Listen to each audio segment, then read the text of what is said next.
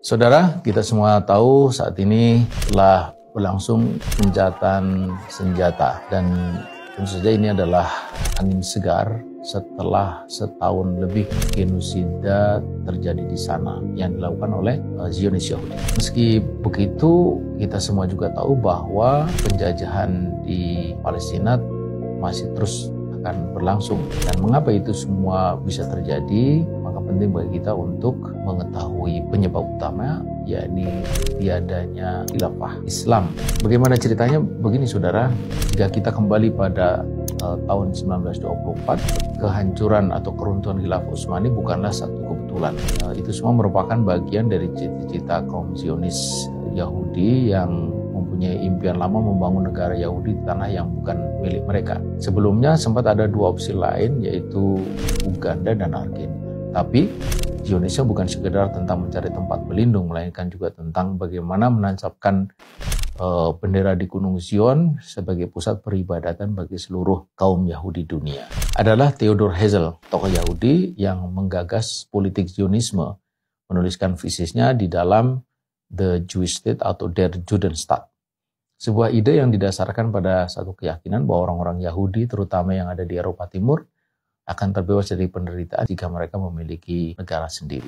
Saudara, gagasan ini kemudian dibawa ke Kongres Zionis Internasional di Basel, Swiss pada tahun 1897. Di sana disepakati, tapi mereka segera menyadari ada satu rintangan besar, bahwa Palestina bukanlah tanah kosong, bukan tanah tak bertuan.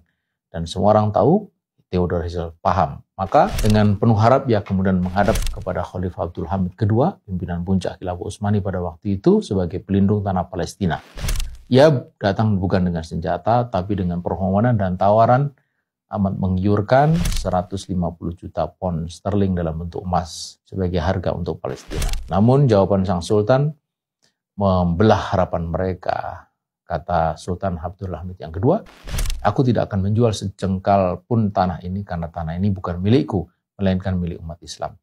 Kami telah menebusnya dengan darah. Jika kekhalifahan ini hancur, kalian bisa mendapatkannya secara gratis. Tapi selama aku masih hidup, aku lebih memilih ditusuk pedang daripada melihat Palestina terpisah dari daulah Islam." Nah, karena itu saudara, tahulah mereka bahwa cita-cita besar itu tidak akan mungkin terwujud selama penjaga tanah Palestina, yakni khilafah Utsmani, masih ada. Dari sana pula mereka tahu apa yang harus mereka lakukan, yakni singkirkan lebih dulu penghalang besar itu. Maka inilah awal dari sebuah konspirasi besar. Mereka mulai merancang cara untuk menyingkirkan khilafah Utsmani.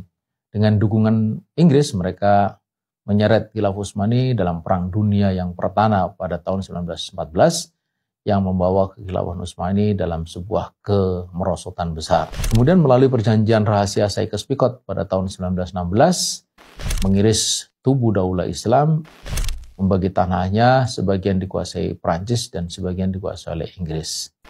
Dan puncaknya deklarasi Balfour pada tahun 1917, sebuah surat dari Menteri Luar Negeri Inggris Arthur Balfour kepada Lord Rothschild, pemimpin komunitas Yahudi Inggris.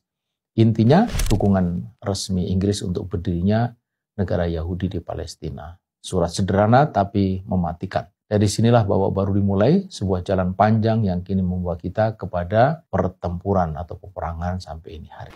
Jadi jelaslah bahwa Gaza bukan sekedar sebuah konflik, ini adalah luka yang belum tertutup. Ini adalah pertarungan yang berakar dalam sejarah panjang, pengkhianatan, peperangan, perjuangan, dan pengorbanan. Dan ini hari saudara kita menyaksikan babak baru dalam perjuangan ini, sebuah gencatan senjata. Jelas ini bukan akhir dari semua, meski kita tidak tahu akan berakhir seperti apa.